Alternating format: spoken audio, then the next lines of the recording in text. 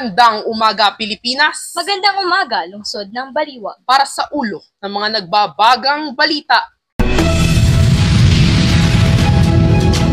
Mga kaso ng MPAX sa Pilipinas tumaas sa 18 ngayong taon. MOA para sa Green Carbon Project inaprobahan na ng PGB. Zero malnourished sa lungsod ng Baliwag. Naitala. MPNHS nakiisa sa taunang earthquake drill. Kauna-unahang Division Sports Fest ng Baliwag City matagumpay na naisagawa. Live from the Ponceña Network Center, ito ang Tuklas! Mga kaso ng MPAX sa bansa tumaas sa 18 ngayong taon. Ayon kay Health Secretary Herbosa, hindi umano kailangan ng mga bakuna para sa pagpuksa nito. Tinuklas yan ni Teen Espiritu. Umabot na sa 18 individual ang nagpositibo sa kaso ng monkeypox simula noong Agosto sa kasalukuyang taon. Ayon sa Department of Health, 5 sa mga ito ang gumaling at nakalabas na mula sa isolation. Last week, the World Health Organization actually declared one disease, yung MPOX, formerly called monkeypox. Nag-declare sila ng public health emergency of international concern. Ayon kay Health Secretary Ted Herbosa, 3 bagong kaso ang naitala mula Calabarzon at Metro Manila na nagdala sa kabuuang bilang ng monkeypox cases sa bansa mula Hulyo 2022. Sa 27, 10 sa mga ito ang nananatiling aktibo. Ayon sa Department of Health, hindi naman kinakailangan ng bakuna sa ngayon at binigyang diin ni Herbosa na ang kalinisan ang pangunahing solusyon. Nakaplano ring makatanggap ang Pilipinas ng 2,500 doses ng monkeypox vaccine sa mga susunod na buwan na ibibigay lamang sa mga taong may mataas na panganib tulad ng mga may HIV. Ang concern nila, ito ay pwedeng kumalat sa buong mundo, pero ang outbreak ngayon is actually happening in Africa. Ang monkeypox virus ay naipapasa sa pamamagitan ng malapit at pisikal na kontak, kontaminadong materyales o mula sa mga hayop na nahawahan ng sakit. Ang mga sintomas nito ay kinabibilangan ng lagnat, skin rash, pananakit ng katawan o panginginig ng lymph nodes na maaaring umabot ng 2 hanggang 4 na linggo. Pinahihintulutan ang publiko na gumamit ng sabon at tubig upang puksain ang virus at gumamit ng gloves tuwing maglilinis ng kontaminadong materyales. Andre?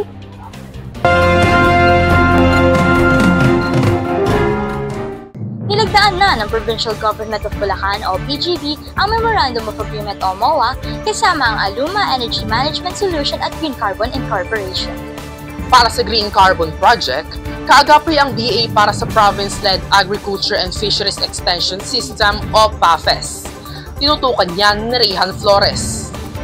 Kaakibat ang tema na Saving the Earth with the Power of Life, ang Green Carbon Project ay mapapakinabangan sa mga bayan na San Miguel, San Ildefonso, Pulilan at lungsod ng Baliwag sa pagpapahusay ng carbon dioxide, pagsipsip at pagbabawas ng greenhouse gas emissions.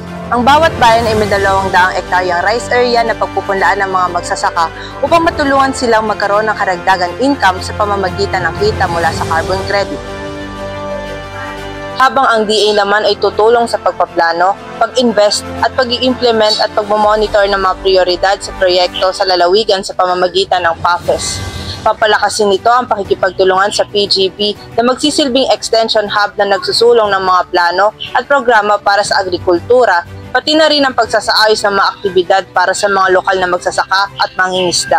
Sa kabilang banda, kasabay ng paglagda sa mga kasunduang ito, nagbigay pugay si Gobernador Daniel R. Fernando sa yumaong si Dr. Henry Lim Bonlyong, isang kilalang pilantropo at chairman ng CEO SL Agritech Corporation ng isang matatag na tagapagtaguyod para sa hybrid rice commercialization sa Pilipinas. Samantala, kasama ni Governor Daniel sa seremonya ng paglagda, si Director Luis M. Araneta ng Aluma Energy Management Solution, Ginoong Takoto Senoo, CEO ng Green Carbon Incorporation, Director Joey A. Belarmino at Planning Officer Marciano C. Santos ng ATI-RTC3, kasama ang pamilya ng yumaong Dr. Henry Lim Bonlyong, ang kanyang asawa na si Rita Lim, at Michelle Lim Ganki, CEO ng SL Agritech Corporation. Luis?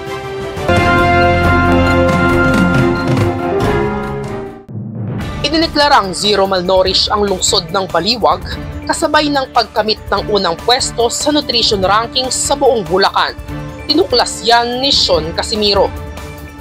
Ipinanghal na unang pwesto ang lungsod ng Baliwag sa nutrition ranking sa buong Bulacan matapos makamit ng lungsod ang zero malnourished para sa mga munting Baliwagenyo. Ito ay sa tulong ng mga reformang ipinatupad sa nutrisyon para sa mga bagong silang hanggang 59 na buwan o katumbas ng 5 taong gulang pababa. Kabilang sa ipinatupad na programa ang Dietary Supplementation Program para sa mga batang malnourished at ang feeding program para naman sa mga buntis na kulang sa inaasahang timbang. At simula nang maging lungsod ang Baliwag, inumpisahan na rin ang preventive feeding program para naman sa mga batang 6 hanggang 23 buwan upang maiwasan ang irreversible malnutrition sa kanilang edad. Sa pangunguna ng kanilang punong bayan, FERDB Estrella, patuloy pa rin ang pamamahagi ng micronutrient powder supplementation para masiguro na nakukuha ng mga bata ang mga mahalagang vitamina at mineral.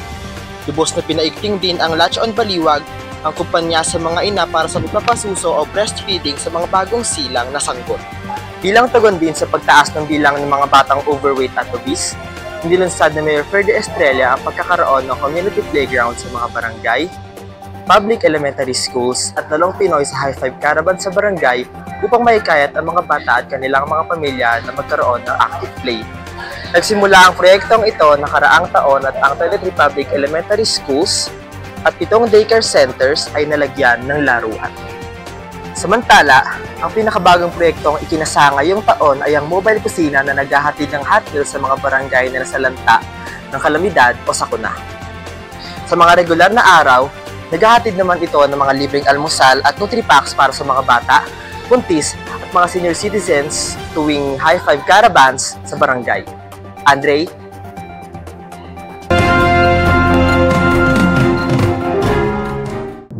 Unang earthquake drill sa bansa na isagawa ng MPNHS bilang tugon sa kautusan ni Pangulong Marcos. Para sa balita, tinutukan yan ni Andrew Lirasan. Noong Setyembre 26, ganap na alas 9 ng umaga, lumahok ang Mariano Ponce National High School sa tinakdang nationwide simultaneous earthquake drill na pinangunahan ng pamahalaan.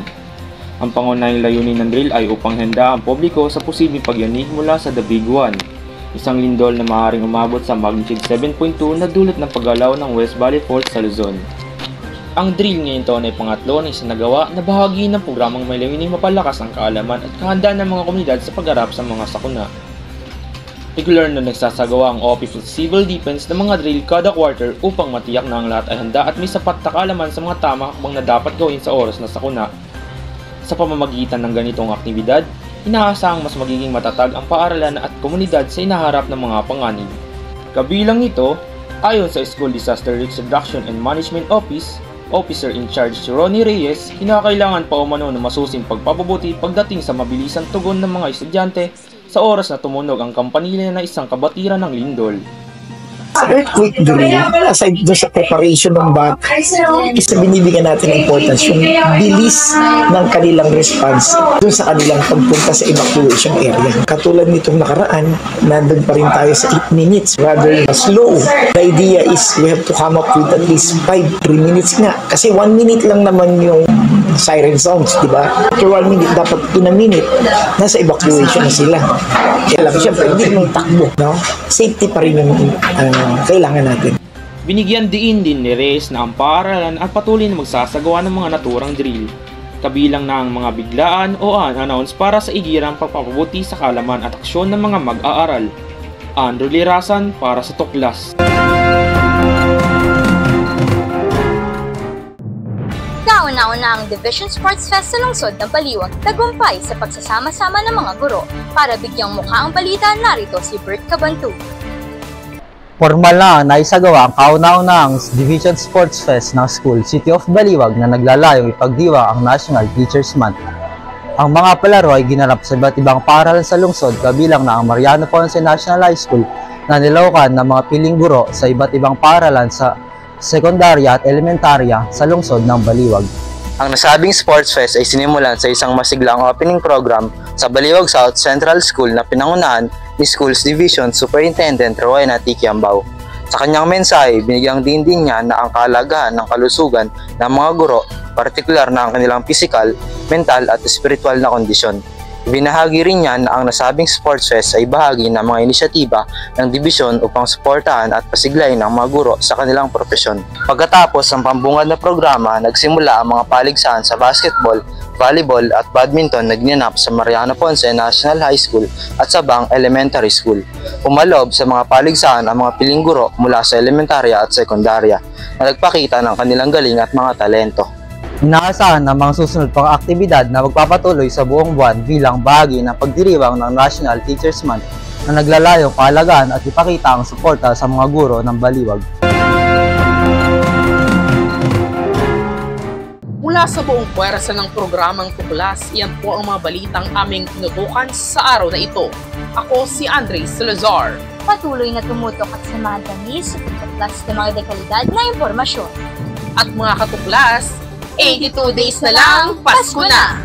Para sa aktibong paglilingkod, ako si Luis Punay. Para sa boses ng bayan, laging una sa balitaan.